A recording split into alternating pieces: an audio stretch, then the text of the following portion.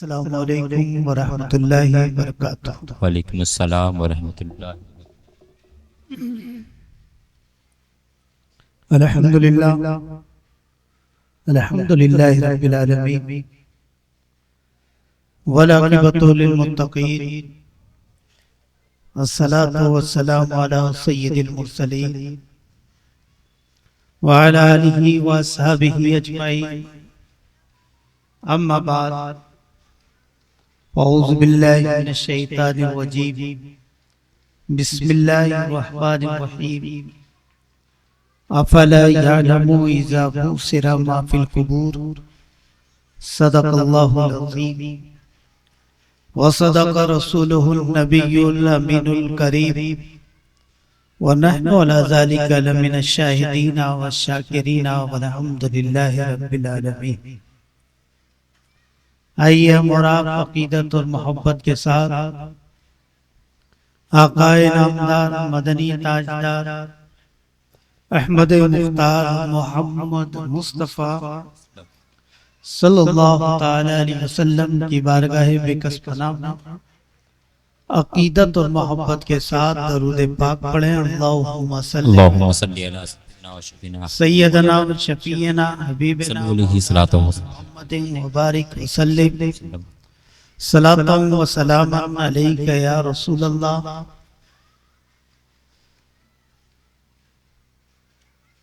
महफिल पाक का इनेकाद बराए इसाले सवाब आली जनाब मोहम्मद हनीफ मरहूम अशरफी हुआ है। चहलुम का प्रोग्राम उनके इसाले सवाब के लिए महफिल सजाई गई है। अल्लाह रब्बुल इज्जत की बारगाह में दुआ है कि परवरदिगार आलम उनकी मग़फ़िरत फरमाए, उनके खताओं को दरगुजर फरमाए, कब्र पर अनवार व गुफ़रान की बारिश अता फरमाए। कल बरोज़े क़यामत नबी करीम सल्लल्लाहु ताला अलैहि वसल्लम की शिफ़ाअत अता फरमाए। कानून कुदरत है कि दुनिया में जो भी आया है वो वक्त मुतय्यन के लिए आया है, हमेशा के लिए कोई नहीं आया है। अल्लाह रब्बुल इज्जत ने अपनी मशीयत के मुताबिक, अपनी मर्जी के मुताबिक जिसको जितना चाहा जिंदगी अता फरमाई। इसमें किसी का दखल नहीं है, न कोई कम कर सकता है, न कोई एक लम्हे का इजाफा कर सकता है। जो वक्त उस परवरदिगार आलम ने मुतय्यन कर दिया है उसी वक्त और उसी लम्हे मौत आनी है और इंसान को दुनिया से जाना है। मेरे आका नबी करीम सल्लल्लाहु ताला अलैहि वसल्लम इरशाद फरमाते हैं कि इंसान माँ के पेट में रहता है तभी परवरदिगार आलम उसकी मौत का वक्त, मौत की जगह और रिस्क, ये तीनों चीजें लिख देता है। इंसान अभी दुनिया में आया भी नहीं होता है, कदम भी नहीं रखता है, यहाँ की आबो हवा से वाकिफ भी नहीं होता, लेकिन रब्बे कदीर उसके आने से पहले उसके जाने का वक्त और जाने की जगह दोनों मुतय्यन कर देता है। और जो जगह मुतय्यन करती है उसमें न एक इंच इधर होगा न एक इंच उधर होगा, और जो लम्हा मुतय्यन कर दिया है उसी लम्हे जो है मौत वाक़ई होनी है। दुनिया की कोई ताकत, कोई भी शय उसमें न कोई इजाफा कर सकती है, न एक लम्हा बढ़ा सकती है, न एक लम्हा घटा सकती है। और मौत एक ऐसी हकीकत है, चलो उन्होंने करा तो जो आप लोग सुनते रहिए, बाकी सब का कर रहे हो कि छोड़, वरना छुपावे में पता चला कि वो से भुला दिए यार।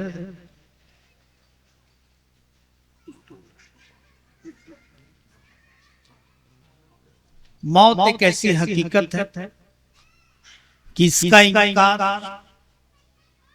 कोई नहीं करता है। वली की विलायत को माने या ना माने, मानने वाले भी हैं, ना मानने वाले भी। नबी की नबूवत को मानने वाले भी हैं, ना मानने वाले भी। यहाँ तक कि रसूल की रिसालत को भी ना मानने वाले मौजूद हैं। खुदा की खुदाई को ना मानने वाले मौजूद हैं। लेकिन मौत एक ऐसी हकीकत है जो उस रब को मानता है वो भी इस हकीकत को मानता है, जो नहीं मानता है वो भी इस हकीकत को मानता है। ये मौत एक ऐसी हकीकत है कि इसको सबने तस्लीम किया है। अगर कोई इनकार करेगा तो पागल ही कहलाएगा, उसके अलावा कुछ इंसान नहीं कहला सकता है। ये कुदरत का फैसला है। कुल्लु नफ्सिन ज़ाइक़ातुल मौत, कि हर नफ्स को मौत का मजा चखना है। दुनिया में जो भी आया है इससे दो चार उसको होना है। ये कुदरत का कानून है और वक्त ही पर जाना है। चाहे वो अमीर हो, गरीब हो, फकीर हो, बादशाह हो, रियाया हो, शहर का रहने वाला हो या देहात का रहने वाला हो, किसी भी जगह का इंसान हो, लेकिन जो रब कदीर ने जगह मुतय्यन करती है उसी जगह मौत आनी है, और जो वक्त मुतय्यन किया है उसी वक्त मौत आनी है। उसी कानून कुदरत के तहत आली जनाब हनीफ मोहम्मद हनीफ अशरफी अल्लाह रब्बुल इज्जत ने जो वक्त अता किया, जो रिस्क अता किया, जो सांसें अता की, वो सांसें मुकम्मल हुई, वो रिस्क मुकम्मल हुआ, वो जिंदगी मुकम्मल हुई और दुनिया से वो रुखसत हुई। उन्हीं के इसाले सवाब के लिए महफिल पाक का इनेकाद है। अल्लाह इस महफिल के सदके में उनकी मग़फ़िरत फरमाए। आमीन। हम और आप क्या कमोबेश 1,24,000 अंबिया किराम इस खाकदाने गिनती पर तशरीफ लाए, यके बाद दीगरे आते रहे। रब ने जो वक्त मुतय्यन किया उस वक्त पर ये वो दुनिया से रुखसत होते रहे। जब वो जमात न रही तो हमारी और आपकी क्या हैसियत है? वो जमात न रही तो हम क्या रहेंगे? हमारा जब वक्त पूरा होगा हम भी दुनिया से रुखसत हो जाएंगे। लेकिन एक बात मैं बताऊं कि उनके जाने में और हमारे जाने में जमीन आसमान का फर्क है। ये मत सोच लीजिएगा हम भी आए, हम रहे, हमने खाया, हम भी चले फिरे और दुनिया से रुखसत हो गए। अंबिया भी आए और उन्होंने भी खाया पिया और चले और इबादत की और दुनिया से रुखसत हो गए। तो उनके और हमारे जाने में फर्क क्या रहा? फर्क जमीन आसमान के दरमियान जितना फर्क है उससे कहीं ज्यादा फर्क हमारे और उनके जाने में हुआ करता है। उनके जाने में और हमारे जाने में जमीन आसमान का फर्क है, बल्कि इससे भी ज्यादा फर्क है। फर्क है क्या मैं बताऊं? उनसे पूछा जाता था, उनसे इजाजत ली जाती थी, अगर आप इजाजत दे दें तो हम आपकी रूह निकाल लें। हमसे पूछा नहीं जाता है, वक्त आता है और फरिश्ता आता है, रूह निकाल कर चला जाता है। उनसे पूछा जाता था, मलकुल मौत आते थे, बारगाह में सलाम करते थे, गर्ज बताते थे, फिर कहते थे अगर आप इजाजत दें तो हम मैं आपकी रूह निकाल लूं। अंबिया किराम इजाजत देते थे, मलकुल मौत फिर उसके बाद उनकी रूह निकालते थे। लेकिन हमसे नहीं पूछा जाता कि मैं रूह निकालूं या नहीं निकालूं। वो तो वक्त आया, रूह निकाल कर यहाँ से रुखसत हो गए। हम एक मुर्दा नुमाश, एक लाश हमारी यहाँ पे रहती है, हमारा जिस्म रहता है और रूह हमसे परवाज कर जाती है। कभी कभी मैं सोचता हूँ मौलाना गुलाम रब्बानी साहब, या अल्लाह उनसे पूछा जाता है, हमसे पूछा नहीं जाता, माजरा क्या है? तो मैंने जब इस पर गौर किया तो मेरा ईमान बोल उठा कि रब्बे कदीर की कोई फेल हिकमत से खाली नहीं है। क्या बात है। अल्लाह का कोई फेल हिकमत से खाली नहीं है। वहाँ पूछा जाता है, यहाँ नहीं पूछा जाता। इसमें भी हिकमत है, और वो हिकमत जो मुझे समझ में आई है मैं आज बयान करता हूँ। हिकमत ये है, उनसे पूछा जाता था वो इजाजत दे देते थे, लेकिन अगर हमसे पूछा जाए तो मैं समझता हूँ कयामत आ जाएगी, कोई इजाजत नहीं देगा। अगर यही मौला गुलाम रब्बानी से आप मलकुल मौत आके पूछें कि मैं आपकी रूह निकाल लूं, तो कहेंगे बेटा जवान हो गया है, जरा शादी तो कर लूं। और फिर पूछेंगे तो कहेंगे कि जरा पोता हो जाए तो फिर मैं मेरी रूह निकालना। पोता हो जाएगा तो कहेंगे थोड़ा जवान हो जाए, इसके सर पे सेहरा देख लूं। ये सिलसिला कयामत आ जाएगी, कभी ये इजाजत नहीं देंगे। रब जानता है कि कौन इजाजत देगा, कौन इजाजत नहीं देगा। जो इजाजत देगा उससे इजाजत ली जाए, इजाजत नहीं देता वक्त पर उसकी रूह निकाल कर। वाह वाह वाह, सुभान अल्लाह। ये हिकमत है परवरदिगार की। और फिर उनकी अजमत भी बतानी, उनकी शान भी बयान करनी कि मेरे महबूब बंदों की अजमत क्या है, मेरे महबूब बंदों की शान क्या है। उनकी शान ये है कि फरिश्ता आकर उनसे पूछा जाता है। हजरत इब्राहीम अलैहिस्सलातु व तस्लीम, हजरत इब्राहीम अलैहिस्सलातु व तस्लीम की बारगाह में मलकुल मौत हाजिर होते हैं, आकर सलाम करते हैं।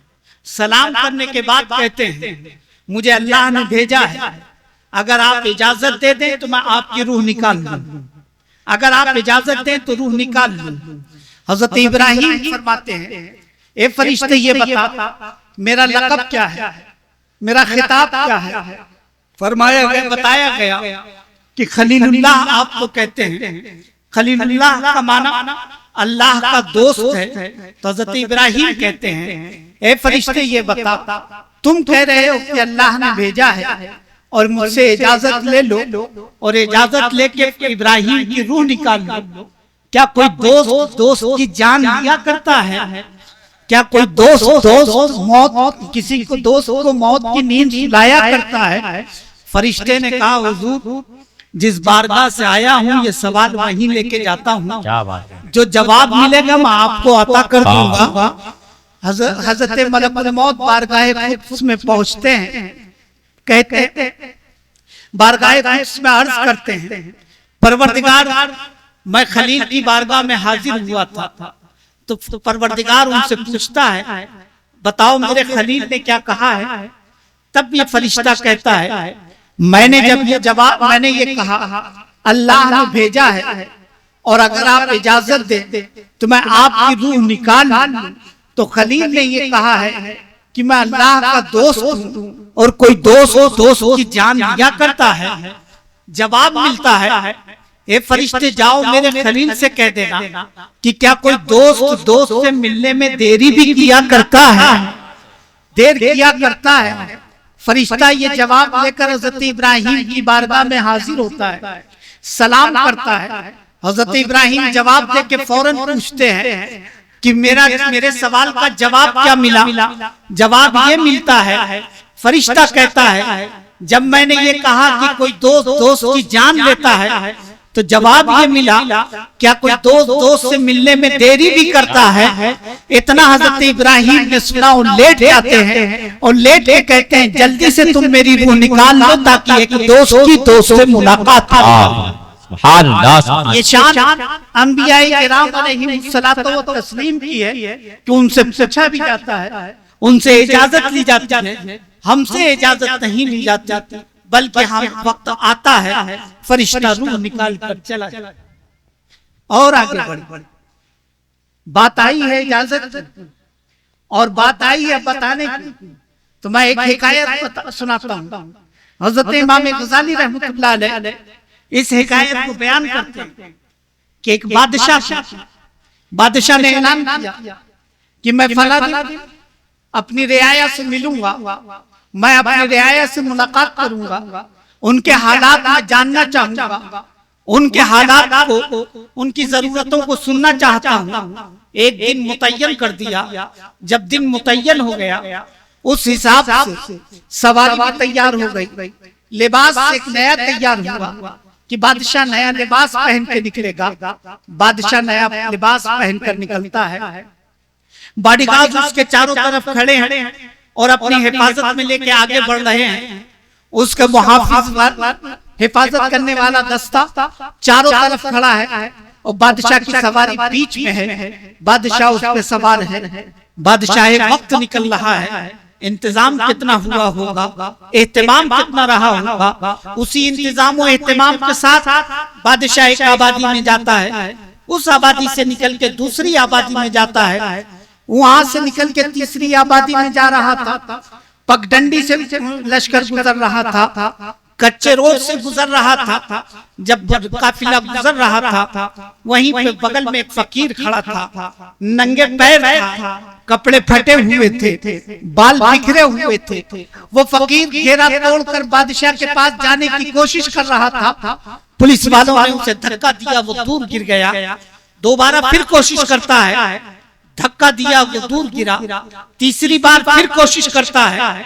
चौथी बार उसने अपनी पूरी ताकत को इकट्ठा किया और इकट्ठा करने के बाद उस घेरे को तोड़ता हुआ बादशाह के सामने जाके खड़ा हो जाता है। और खड़े होकर बादशाह के सामने जब खड़ा हुआ है, बादशाह फौरन कहता है, ए फकीर, तेरी जरूरत को मैं पूरा कर दूंगा, तेरी हाजत पूरी की जाएगी, लेकिन यहाँ पे पूरी नहीं की जाएगी। महल में चले आना, तुम्हारी जरूरत पूरी कर दी जाएगी। महल में आ जाना, तुम्हारी हाजत पूरी की जाएगी। फकीर ने कहा, बादशाह थोड़ी सी मेरी बात तो सुन लो, थोड़ी देर मेरी गुफ्तगू तो सुन लो, मुझे जरा सुन तो लो, फिर फैसला सुनाना। बादशाह ने कहा, देखो मेरे पास वक्त नहीं है, महल में चले आना, तुम्हारी जरूरत पूरी कर दी जाएगी। तब फकीर कहता है, मेरा सिर्फ इंट्रोडक्शन ही ले लीजिए, मेरे बारे में ही सिर्फ जान लीजिए, बाकी हाजत आप पूरी करते रहिएगा। बादशाह ने फौरन कहा, जल्दी से बताओ तुम्हारा नाम क्या है, अपना इंट्रोडक्शन दो। वो फकीर कहता है, बादशाह, मैं कोई भीख मांगने वाला फकीर नहीं हूँ, मैं कोई हाजतमंद नहीं, न मैं कोई जरूरतमंद हूँ, न तुम्हारे अंदर ये ताकत है कि तुम मेरी जरूरत को पूरा कर सको। हकीकत ये है कि मैं रूह निकालने वाला फरिश्ता हूँ, मैं मरे मौत। इतना सुना था कि बादशाह की बादशाहत तो वही खत्म हो गई, उसका जाहो जलाल वही सिमट गया, उसकी शान और शौकत वही खत्म हो गई। बादशाह की आंखों में आंसू आ जाते हैं और रोते हुए कहता है, ए फकीर, मुझे माफ कर दे, मैंने तुझको पहचाना नहीं है, मैं तुझे जान नहीं सका, इसलिए मैं तुझे पहचान नहीं सका, मुझे माफ कर दे। फकीर कहता है, नहीं, वो लम्हा आने वाला है, जिस लम्हे में मुझे तेरी रूह निकालनी है। जब ये यकीन हो गया कि अब वो लम्हा करीब आ गया है, बादशाह फूट फूट के रोने लगा। वो बादशाह रो रहा है जिसके सामने कोई खड़ा नहीं हो सकता था, वो बादशाह गिड़गिड़ा रहा है जिसके सामने कोई आंख उठा के खड़ा नहीं हो सकता था, वो बादशाह माफी मांग रहा है, वक्त मांग रहा है। लोग अपना सर जिसके सामने झुकाए रहते थे, जिसके इशारों पे अबरुए इशारे अबरू पे जो अपनी जानों को कुर्बान कर दिया करते थे, आज वो बादशाह वक्त मांग रहा है, मोहलत मांग रहा है, रो रहा है और गिड़गिड़ा रहा है। उसी रोने में वो लम्हा आता है जिस लम्हे में मौत आनी थी। फरिश्ता मौत का फरिश्ता रूह निकालता है और वहां से रुखसत हो जाता है और बादशाह की लाश नीचे ठंडी पड़ी हुई है।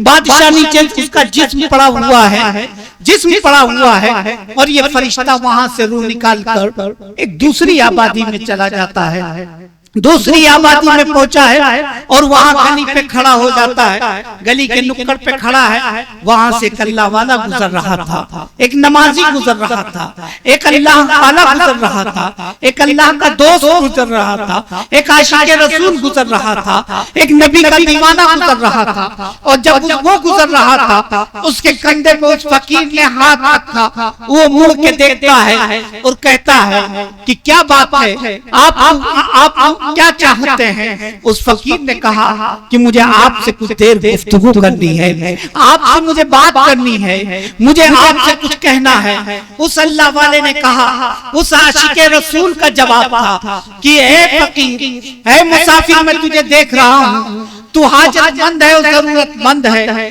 लेकिन मामला यह है कि मैं मजबूर हूँ, असर की अजान हो चुकी है और मुझे बाजार भी जाना है और बाजार से आके जमात में शरीक होना है। जब मैं नमाज से फारिग हो जाऊं तो तुम अपनी हाजत बता देना, तुम्हारी जरूरत भी पूरी कर दूंगा, तुम्हारी हाजत भी पूरी कर दूंगा। तब वो फकीर कहता है कि नहीं ये अभी बात करनी है। ये अल्लाह वाला कहता है मैंने बता तो दिया है कि वक्त नहीं है, नमाज का वक्त करीब हो रहा है। तब फकीर कहता है मेरा इंट्रोडक्शन ही ले लीजिए, मेरा सिर्फ नाम ही जान लीजिए। जल्दी से आशिक रसूल कहता है कि बताओ तुम्हारा नाम क्या है, तुम कौन हो, बाकी हाजत तुम्हारी बात पूरी करूंगा। तब ये फकीर कहता है मैं कोई हाजतमंद नहीं हूँ, कोई मुसाफिर नहीं हूँ, कोई फकीर नहीं हूँ, मैं रूह निकालने वाला फरिश्ता हूँ, मैं मलकुल मौत हूँ। इतना कहा है कि ये आशिक रसूल की आंखों में आंसू आ जाते हैं और रोते हुए हाथ जोड़ के कहते हैं हे फरिश्ते जल्दी से तू मेरी रूह को निकाल ले, हे फरिश्ते जल्दी से तू मेरी रूह को निकाल ले। मेरे पास इतनी दौलत तो नहीं है कि मदीने जाके कब्र अनवर की ज़ियारत कर सको, लेकिन मैं ये जानता हूँ कि कब्र में मेरा नबी जरूर आएगा और मौत ही एक पुल है जो इस पुल को पार कर लेगा, नबी का दीदार करेगा। इसलिए तो मेरी रूह निकाल लो ताकि मैं अपने आका की ज़ियारत। सुभान अल्लाह माशाअल्लाह। नारे तकबीर, नारे रिसालत, जलसे सीरतुन नबी, फैज़ाने हुजूर हाफ़िज़े मिल्लत। नारे तकबीर, नारे रिसालत। सुभान अल्लाह। अब फरिश्ता कहता है कि तुम्हें मोहलत दी जाएगी, तुम्हें वक्त दिया जाएगा। वो दीवाना रोने लगता है, तड़पने लगता है, कहता है फरिश्ते मुझे मोहलत की जरूरत नहीं है, मुझे वक्त की जरूरत नहीं है, तुम तो बस अपना निकाल लो।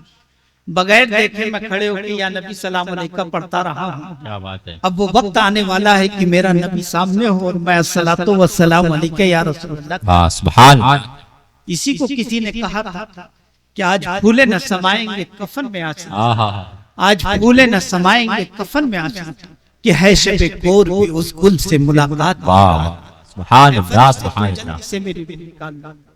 फरिश्ता कहता है कि नहीं तुम्हें मोहलत दी जाएगी, वक्त दिया जाएगा। अजीब मामला है, आशिकों को तड़पाया जाता है, तपाया जाता है और जितना आशिक तपता है उतना ही निखरता है। सोने को जितना पकाया जाता है उतना ही ज्यादा वो निखरा करता है और आशिकों को निखारने के लिए उन्हें तड़पाया जाता है। यहाँ तड़पाया जा रहा है, तपाया जा रहा है, आजमाया जा रहा है। वो रोते हुए कहते हैं कि नहीं मुझे मोहलत नहीं चाहिए। फरिश्ता अपनी जिद कर रहा है कि तुम्हें मोहलत दी जाएगी, वो कहते हैं कि मुझे मोहलत नहीं चाहिए। बात होते होते इस पे तय हुआ कि ठीक है मोहलत मुझे बस इतनी चाहिए कि मैं बाजार चला जाऊं, बाजार से आऊं, मस्जिद में जाऊं, नमाज में शरीक हो जाऊं और जब मैं सजदा करूं तो सजदे में तुम मेरी रूह को निकाल लेना। फरिश्ता कहता है कि तुम्हें इतनी मोहलत दी गई, इतना मौका दिया गया। वो शख्स बाजार गया, बाजार से आया, मस्जिद में गए, नमाज में शरीक होते हैं और जब पहले सजदे में जाते हैं तो फरिश्ता उनकी रूह को निकाल लेता है। जरा गौर कीजिए, रोया बादशाह भी था, रोए भी थे, तड़पा वो भी था, तड़पे ये भी थे, उसने भी वो भी गिड़गिड़ाया था, गिड़गिड़ाए ये भी थे, उसने भी इल्तिजा की थी, इसने भी इल्तिजा की थी, मगर उनके रोने में भी फर्क है, उसके तड़पने में भी फर्क है।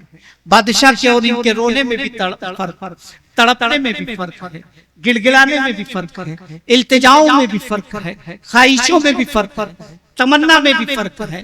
बादशाह के भी आंसू गिरे थे, इनके भी आंसू गिरे थे, लेकिन दोनों में फर्क बहुत है। एक रोया इसलिए था कि मेरी हुकूमत छूट रही है, मेरी शान चौकत छूट रही है, मेरी दौलत छूट रही है, मेरी दुनिया छूट रही है, मेरा सब कुछ छूट रहा है। लेकिन एक रोया था इस खुशी में कि मेरा मकसद मिलने वाला है, मेरी जिंदगी का मकसद मिलने वाला है, जिसके लिए मैं आया था वो मिलने वाला है, मेरी कायनात मिलने वाली है, मेरा सुरूर मिलने वाला है, मेरा चैन मिलने वाला है, है, बल्कि मेरा ईमान मिलने वाला है, मेरा सब कुछ मिलने वाला है। इस खुशी में रोया था। बादशाह रोया इसलिए था कि दुनिया छूट रही है, ये रोया इस खुशी में था कि मुझे सब कुछ मिलने वाला है, इसलिए यकीन तो दोनों का था कि मरना जरूर है, यकीन दोनों को था कि एक दिन जाना जरूर है, लेकिन वो भी रोया, ये भी रोया।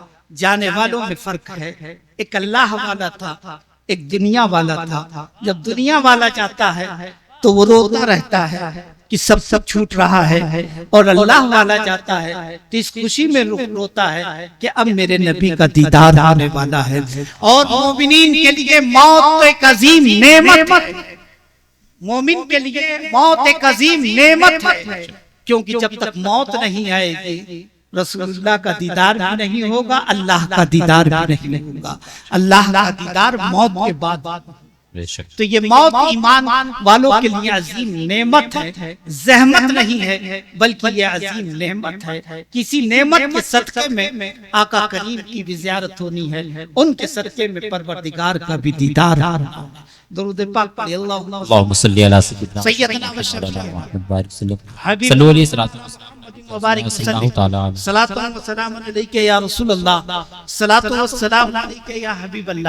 मेरे अजीज दोस्तों और बुजुर्गों, तो मैं ये अर्ज किया था कि दुनिया में जो भी आया है उसे एक दिन जाना है, कोई हमेशा के लिए नहीं आया है। और इसको हजरत बाबा फरीद गंज शकर ने कसम खुदा की जिस अंदाज में बयान किया है, यहाँ मुबारकपुर में मैं कहीं कब्रिस्तान में जाता हूँ और बाबा फरीद की वो हिकायत मुझे याद आ जाती है। लगता यह है कि बाबा फरीद किसी कब्रिस्तान में बैठ के लिख रहे हैं। बाबा फरीद ने यह हिकायत जो है लिखी है, और किसी कब्रिस्तान में बैठकर कब्रिस्तान के हालात को देखते हुए, लोगों के आने जाने को देखते हुए, और लोगों के वहां की जरूरत हो जो कुछ होता है उस सब को सामने रख के हजरत बाबा फरीद गंज शकर ने, हजरत बाबा फरीद गंज शकर ने वो सब लिखा है, वो लिखा है। हजरत बाबा फरीद गंज शकर पहले एक हिकायत लिखते हैं, उसके बाद नीचे ये जो नसीहत लिखते हैं वो मैं बयान करूंगा। हजरत बाबा फरीद गंज शकर एक हदीस पाक पहले नोट करते हैं, हदीस पाक नोट करते हैं और हदीस पाक लिखते हैं, फरमाते हैं हदीस पाक नोट करते हैं। और हदीस पाक क्या है कि एक बार आका करीम नबी करीम सल्लल्लाहु ताला अलैहि वसल्लम मस्जिद नबी शरीफ में आराम तशरीफ फरमा, एक सहाबी रसूल आका करीम से मुलाकात करने के लिए हाजिर, जरूरत की कोई जरूरत थी, कोई हाजत थी, वो सहाबी रसूल आकर हाजिर होते हैं। रसूल पाक की बारगाह में हाजिर हुए, सलाम किया और सरकार दो आलम सल्लल्लाहु अलैहि वसल्लम ने इशारा किया कि बैठ जाओ। वो सहाबी रसूल बैठ जाते हैं। मस्जिद नबवी के एक किनारे पर एक कोने में आका करीम बैठे हुए थे, ये सहाबी रसूल वहां बैठ जाते हैं। दूसरे कोने में एक सहाबी रसूल जोर जोर से अल्लाह अल्लाह की सदा लगा रहे थे। वो सहाबी रसूल जो इनसे मिलने आए थे वो कहते हैं या रसूल अल्लाह, ये मक्कार नजर आता है, ये दिखावा कर रहा है, ये जोर जोर से अल्लाह अल्लाह इसलिए कह रहा है ताकि आप सुन लें और आप जान जाएं कि ये बहुत बड़ा नेक है, ये दिखावा कर रहा है। आका करीम नबी करीम सल्लल्लाहु अलैहि वसल्लम ने कहा, खामोश, चुप हो जाओ, क्या तुम्हें इसके दिल का मालूम, क्या तुम इसके दिल की कैफियत को जानते हो, क्या तुम इसकी दिल की हालत को जानते हो, जो ये इल्जाम लगा रहे हो, खामोश हो जाओ, जो तुम्हारी जरूरत है वो कहो और चले जाओ। वो साहबी रसूल बहुत शर्मिंदा हो, माफी मांगते हैं, या रसूल अल्लाह मुझे माफ फरमा दें। और उसके बाद आका करीम की साथ जो जिस जरूरत से, जिस हाजत से आए थे वो हाजत पेश करते हैं, फिर उसके बाद चले जाते हैं। वो सहाबी रसूल अपना अल्लाह अल्लाह करते रहे। आज भी यही जमाना है, हमारा और आपका भी हाल यही है कि अगर कोई पंचवक्ता नमाजी हो जाए और अगर वो चलते हुए किसी से कोई रोकने लगे उनको और वो कहते नहीं रुक जाओ, अज़ान हो गई, तो नमाज पढ़ लो, तो जुमला निकल ही जाता है, यहाँ बढ़ के नमाजी भाई हैं, जब देखो जब मस्जिद में चले जाते हैं। और ये तो घर वाले ढेर ढेर अगर कोई काम वाला लड़का है और मस्जिद जा रहा है ना, तो घर वाले सब कहेंगे कि मियां जब देखो उठा था कमवा नहीं देखता, बैठकवा में नहीं बैठता वगैरह। किसी के दिल के हालात हम नहीं जानते हैं, किसी पर इस तरीके का इल्जाम तराशा। बहरहाल अल्लाह हम सबको इस बीमारी से बचाए। वो साहबी रसूल भी चले गए, आका करीम ने अपने घर तशरीफ ले गए। कुछ दिनों के बाद जो साहबी रसूल आका करीम से जिन्होंने कहा था कि वो दिखावा कर रहे हैं, वो तिजारत के लिए मुल्क शाम चले गए। जब मुल्क शाम से कई महीनों के बाद वापस आए, और जिस रोज वापस आए उसी रोज उनका इंतकाल हो गया, जो अल्लाह अल्लाह कर रहे थे। शाम हो चुकी थी, ऐशा की नमाज भी हो चुकी थी, अंधेरा हो चुका था, रात हो चुकी थी। वो जब घर पहुंचते हैं तो उनको पता चला कि फला का इंतकाल हो गया है।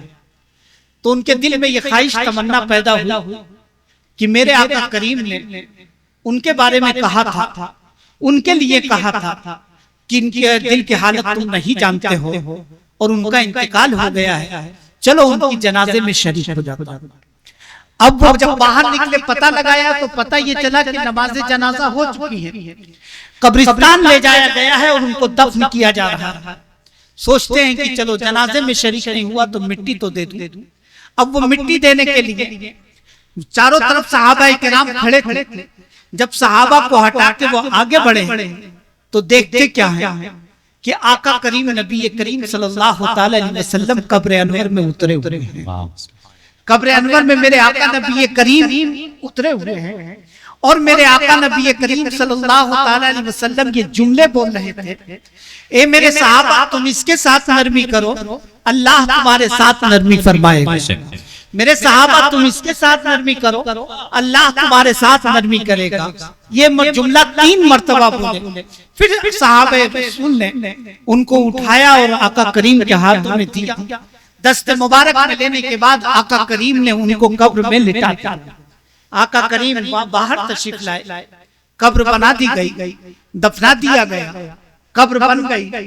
फिर आका करीम आगे चलने लगे तो एक सहाबी रसूल पूछते हैं, कहते हैं या रसूल अल्लाह, लगता यह है कि आप इसको चाहते बहुत थे, आप इसको मानते बहुत थे, आप इससे प्यार बहुत करते थे।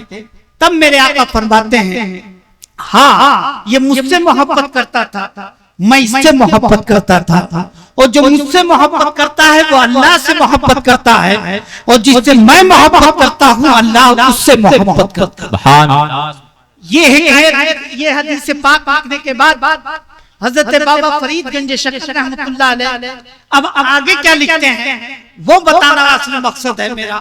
हजरत बाबा फरीदगंज शक्कर लिखते हैं, ए मोमिनो ए मुसलमानों, जरा गौर करो कि जब तुम में से किसी का इंतकाल हो जाता है, अपने और अहबाब अपने कंधों पे लेके चलते हैं, आंखों में आंसू होते हैं, रोते हुए जाते हैं, एक एक चीज याद करते चले जाते हैं और अपने अजीज को कब्रिस्तान लेके पहुंचते हैं। नमाज के बाद कब्र के पास लेके पहुंचते हैं और कब्र में उसको उतारा जाता है। अपने अजीज को उतारने के बाद नमाज जनाजा के बाद कुछ लोग चले जाते हैं और फिर उसके बाद जब दफन कर दिया जाता है, दफन किया जाता है, मिट्टी लोग डालते हैं, उसमें से आधे से ज्यादा लोग चले जाते हैं। कब्र लाश में बनवाई जाती है, सही किया जाता है और बराबर किया जाता है। और उस वक्त जो है जो घर के सबसे अजीज लोग होते हैं वही वहां पे मौजूद रहते हैं, या खानदान के लोग होते हैं या मोहल्ले पड़ोस के लोग होते हैं, वरना अक्सर लोग चले जाते हैं और जाने के बाद सब चले जाते हैं, चंद ही लोग रहते हैं और कब्र के चारों तरफ खड़े रहते हैं। उसी को बाबा फरीद कहते हैं, जरा गौर तो कर, वहां तेरे सारे अजीज होते हैं और हर अजीज ये कहता हुआ होता है कि मिट्टी यहाँ पर कम है, यहाँ मिट्टी डाल दो, मिट्टी यहाँ ज्यादा है, यहाँ मिट्टी डाल दो, इधर कम है, इधर डाल दो, इधर ज्यादा है, यहाँ से हटा दो और उसको बराबर कर दिया जाए। फिर पानी डाल दिया जाता है और पानी डालकर कब्र को बराबर कर दिया जाता है। वहां पर कोई नहीं रुकता है, अजीज आंसू तो बहा रहे हैं, अपना है तो आंसू बहा रहा है, हमदर्द है तो आंसू बहा रहा है, सब सब रो रहे हैं, लेकिन कब्र को बराबर करते जा रहे हैं और कब्र बराबर करके फातिहा पढ़ के सब चले आते हैं। अगर बाप है तो बेटा भी चला आता है, बेटा है तो बाप भी चला आता है, बीवी है तो शौहर भी चला आता है, भाई है तो भाई भी चला आता है, कोई वहां पे रुकने के लिए तैयार नहीं है, सब कब्र को बराबर कर देते हैं। अब बाबा फरीद कहते हैं, ए जाने वाले जरा गौर तो कर, तेरी कब्र की हवा कौन रोक रहा है, तेरी कब्र की रोशनी कौन रोक रहा है, तेरे कब्र का पानी कौन रोक रहा है। ये हवा और पानी रोकने वाले कोई गैर नहीं थे, सब तेरे अपने थे, तेरे अजीज थे, जिन्होंने तेरी हवा भी रोकी है, तेरी रोशनी भी रोकी है। तूने इन्हें अजीज बनाया था जिन्होंने पानी और हवा भी रोक दिया है। अगर तू अपने नबी को सबसे अजीज बना दे तो तेरी कब्र को मुनव्वर भी कर देगा। और जब फरिश्ते आएंगे और ठोकर मार कर उठाएंगे तो उस वक्त नबी करीम की रहमत पुकार के कहेगी, ए फरिश्तों तुम इसके साथ नरमी करना, क्योंकि इसने दुनिया छोड़ी है तो मेरी मोहब्बत छोड़ी है, यहाँ आया है तो मेरी मोहब्बत पे आया है, इसने सब कुछ छोड़ा है तो मेरी मोहब्बत पे छोड़ा है। ये नबी की रहमत पुकार के कहेगी, तब कहेगी जब नबी की मोहब्बत दुनिया से। वाह वाह वाह, सुभान अल्लाह, माशाअल्लाह, नारे तकबीर, नारे रिसालत, सुभान अल्लाह। दुनिया से जब मोहब्बत में, रसूल की मोहब्बत में जब जाएगा इंसान, तब वहां रहमत पुकार के कहेगी, ए फरिश्तों इसके साथ नरमी करना। उस रहमत से उम्मीद नहीं, यकीन है कि अगर उसकी मोहब्बत में गए हैं तो जैसे बाबा फरीद कहते हैं, उस वक्त मेरे नबी ने कहा था कि मैं इससे मोहब्बत करता हूँ, ये मुझसे मोहब्बत करता है। अगर उसकी मोहब्बत में दुनिया से गए तो कब्र भी मुनव्वर होगी, कब्र भी कुशादा होगी और कब्र में तुम्हारा बेड़ा पार होगा। दुनिया से जाना तो है, कोई ऐसा नहीं है कि जो दुनिया में रहे। तो बाबा फरीद यही कहते हैं, जब जाना ही है तो अपने नबी की मोहब्बत में जाओ, अपने नबी की याद में जा, अपने नबी के दीदार के इश्क में जा, अपने नबी के दीदार के लिए जा। जाना तो है ही दुनिया से, जब जो इसमें जाएगा तो बेड़ा पार ही होगा। सुभान अल्लाह। बाबा फरीद गंज शकर की बात कितनी प्यारी है, और होता भी यही है कि कब्रिस्तान में कुछ लोग नमाज जनाजा पढ़ के चले जाए और मिट्टी देते हैं, मिट्टी दी और सती शुरू हो जाती है। वही चंद लोग रहते हैं जो सबसे ज्यादा अजीज होते हैं, सबसे ज्यादा अजीज होते हैं, उसी को ललकारते हैं, उसी को इशारा करके बाबा फरीद ने ये कितनी प्यारी बात कही है। तो मेरे अजीज, दुनिया में कोई हमेशा के लिए नहीं आया है, सब जाना है एक दिन, सब।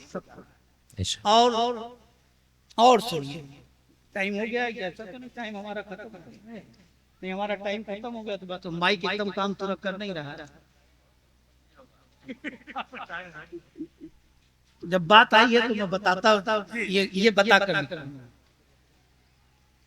हजरत बाबा फरीद गंज शकर फरमाते हैं कि हर इंसान के अंदर 4 ख्वाहिशें जरूर पैदा होती हैं, हर इंसान के अंदर। गुलाम रब्बानी साहब, मेरे अंदर भी वो पैदा हुई है, आपके अंदर भी, यहाँ जितने बैठे हैं सबके अंदर।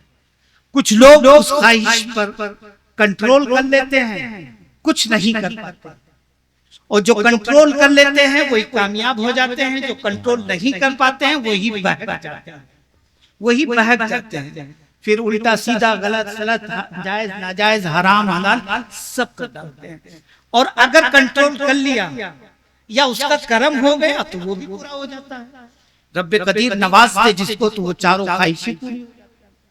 लेकिन परवरदिगार मरने के बाद सबसे पहले उन्हीं 4 ख्वाहिशों को खत्म कर देता है।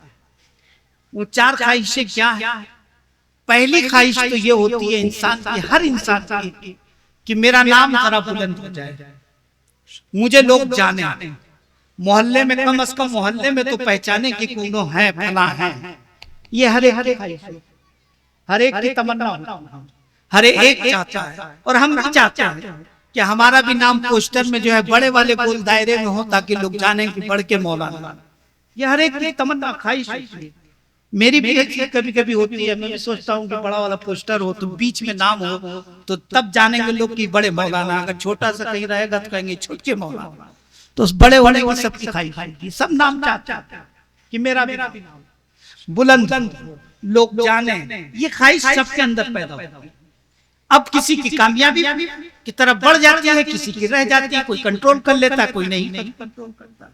कुछ लोग कंट्रोल कर लेते हैं तो वो नेक बन जाते हैं, नहीं कंट्रोल कर पाते हैं तो फिर इक्का दुक्का शुरू कर देते हैं, तो उससे मशहूर हो जाते हैं। पूरा मोहल्ला पूरा कस्बा जानता है कि फला फला। ये सब होता। हर एक की ख्वाहिश होती कि मेरा नाम। दूसरी ख्वाहिश, बाबा फरीद कहते हैं कि दूसरी ख्वाहिश इंसान की ये होती है कि वो मेरा कपड़ा सबसे अलग, मेरा कपड़ा सबसे अलग। बारात में जाएं तो कपड़वा थोड़ा अलग, कुर्ते की किरीच पड़ी हो, लाइन मेरी अच्छी हो कि सबकी निगाह रहे कि ये कपड़ा अलग। ये हर एक की ख्वाहिश होती है। अरे बड़े बड़े बुजुर्ग लोग भी सोचते हैं कि जरा तो आजकल अच्छा हो वगैरह। ये फितरी चीज है, ये ख्वाहिश पैदा होती ही है। ये कुदरती तौर पे फितरी चीज है, तो ये ख्वाहिश पैदा होती है।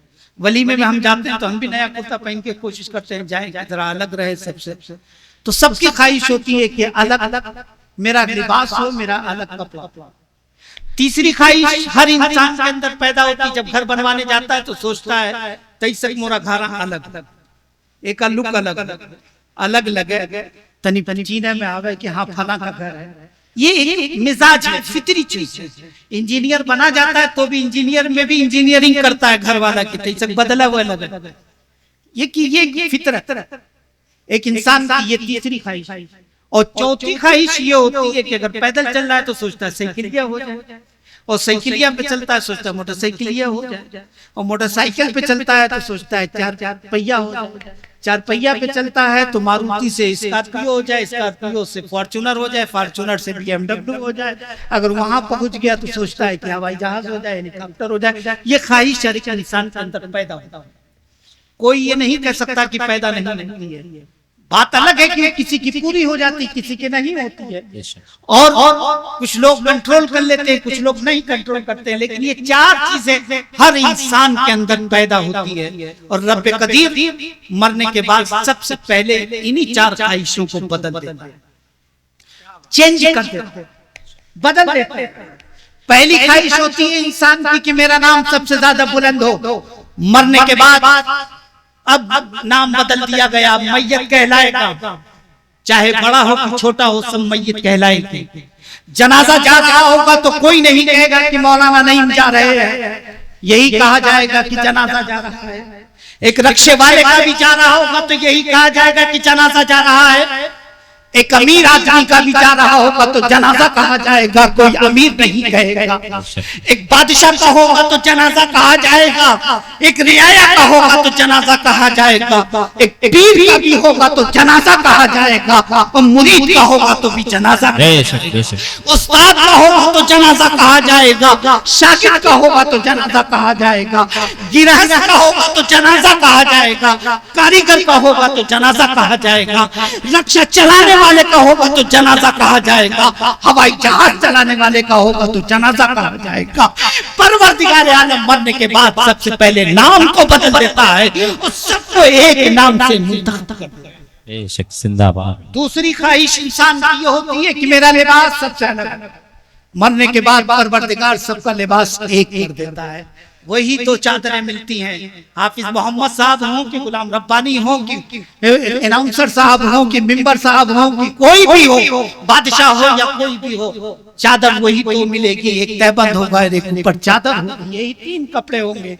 इन्हीं तीन कपड़ों में लपेट के ले जाया जाएगा। कोई नहीं कहेगा कि ये वक्त का अमीर और नवाब है, इसे जरा 11 कपड़े दे दिए जाएं। कहा जाएगा यही तीन कपड़ों में लपेटा जाएगा। सबका लिबास एक कर देता है। तीसरी ख्वाहिश इंसान की होती है मेरा घर सबसे अलग हो। वही 1.5 गज का कब्रिस्तान में सबको मिलनी है, किसी को अलग से महल नहीं। चौथी ख्वाहिश इंसान की होती है ये गाड़ी हो जाए, वो गाड़ी हो जाए, मरने के बाद सबको यही चार कंधे मिला करते हैं और इन्हीं कंधों पे लोग जाया करते हैं, इन्हीं कंधों पे जाते हैं।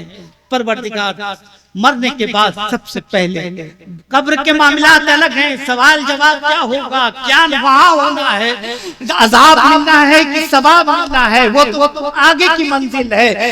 लेकिन दुनिया ही में ये बता दे रहा है परवरदिगार कि देख तेरी तमन्ना ये चार पैदा हुई थी, मैं इन चारों को इसी दुनिया में खत्म कर रहा हूँ और आने वाला जिंदगी है वो सब एक सब बेशक अब इनामात तो कब्र में जाने के बाद मिलेंगे, लेकिन यहाँ चारों ख्वाहिशें हटा दी जा रही हैं और आगे बढ़ी है।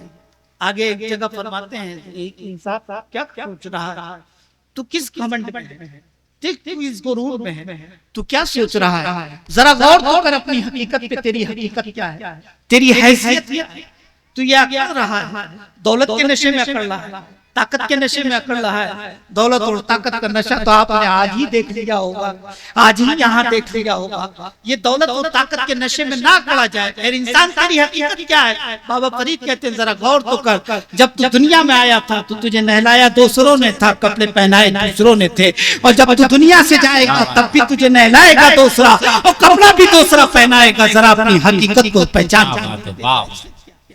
तेरी हैसियत क्या है, तेरी हैसियत और औकात क्या है, अपने रब को पहचानो, उसको याद करो। यहाँ उसको याद करोगे तो तुम्हारी हैसियत भी होगी, तुम्हारा वकार भी होगा, तुम्हारी अज़मत भी होगी, तुम्हारी शान भी होगी, दुनिया भी बनेगी, कब्र भी बनेगी, कब्र भी बनेगी। जरा इंसान को गौर करना चाहिए कि हमारा क्या है। और इसी को कुरान इरशाद फरमाता है अफला यालमु इज़ा बुसिरा मा फिल कुबूर, क्या इंसान याद कर वो दिन जिस दिन तू कब्र से उठाया जाएगा, जिस दिन कब्र से तू उठाया जाएगा, जरा उस दिन को याद कर। वो दिन कैसा होगा?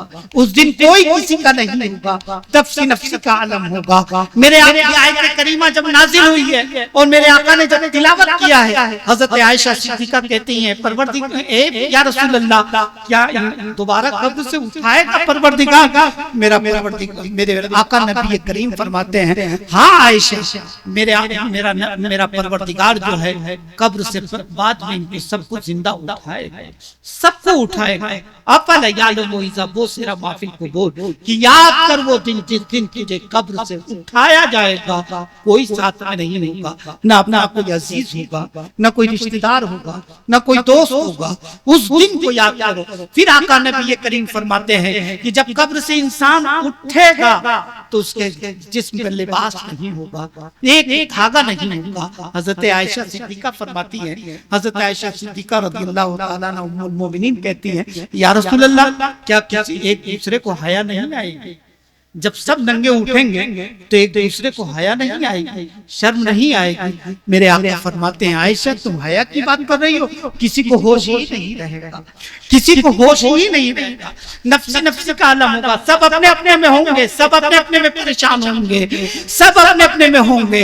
लेकिन जो अल्लाह के नेक बंदे और दोस्त होंगे, अल्लाह अपने नूर से उनके जिस्मों को ढक देगा, हिफाजत फरमाएगा, और लोग अपने अपने गुनाहों में परेशान होंगे, ऐसे आलम में होंगे, पुकारते हुए होंगे, इधर उधर भागते हुए होंगे, नफ्सी नफ्सी का आलम होगा।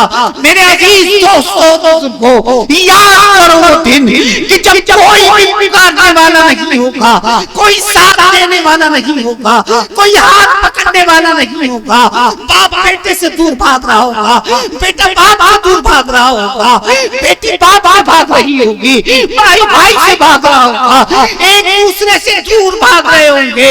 ऐसे आलम में, ऐसे हालत में कोई बचाने वाला नहीं होगा, और ऐसे दर्दनाक माहौल में एक जात होगी, वो हमारे और आपके आका नबी करीम की जात मुकद्दस होगी, जो बारगाह में सजदा करेगी और सजदा करके रोएगी। जब आंसू गिरेंगे तो रहमत परवरदिगार कहेगी महबूब अब सर उठा, मैंने तो बहुत पहले तुझसे वादा किया था,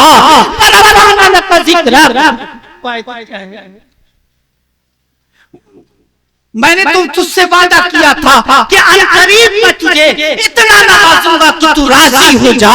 पता मेरे महबूब तू किसमें राजी होगा, तेरी रजा क्या होगी, तब वो महबूब कहेगा मेरे परवरदिगार मुझे इजाजत दे दे, मुझे शफाअत अता कर दे ताकि मैं अपने उम्मतियों गुनहगारों को बख्श दूं। हर नबी कह रहा होगा अल्लाह की जिक्र सदा लगा रहा होगा, लौट की तरफ जाओ, इज़ा गैरी की सदा लग रही होगी। हम आपसी नफ्स के आलम में हैं, मैं कुछ नहीं कर सकता। हज़रत आदम की सदा यही होगी, हज़रत नूह की सदा यही होगी, इब्राहिम की सदा यही होगी, इस्माइल की सदा यही होगी, मूसा की सदा यही होगी, ईसा की सदा यही होगी, यूसुफ की सदा यही होगी, ये पुराने अंबिया की सदा यही होगी। इज़ा